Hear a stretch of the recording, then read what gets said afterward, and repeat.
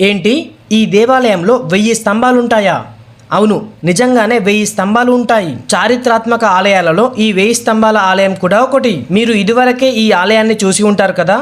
అయితే మీకు తెలియని కొన్ని రహస్యాలు తెలుసుకుందాం రండి. ఈ ఆలయం 11వ శతాబ్దంలో కాకతీయ వంశానికి చెందిన రుద్రదేవుడు నిర్మించాడు.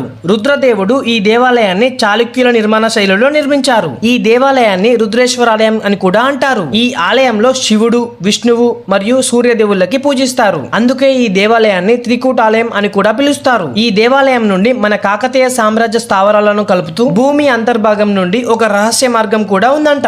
ప్రస్తుతం ఈ రహస్య మార్గాన్ని మూసివేశారు. ఢిల్లీ సుల్తాన్ ఈ దేవాలయంపై దండయాత్ర చేసి ఆలయాన్ని ధ్వంసం చేశాడు. ఈ ఢిల్లీ సుల్తాన్లు మన భారతదేశంలో ఉన్న హిందూ దేవాలయాలన్నింటినీ ధ్వంసం చేశారు. విలువైన వజ్రాలు, ఆభరణాలు దోచుకెళ్లారు. ఈ 1000 స్తంభాల ఆలయం యునెస్కో ప్రపంచ వారసత్వ ప్రదేశాలలో తాత్కాలికంగా చేరింది. హైదరాబాద్ 7వ నిజాం మీ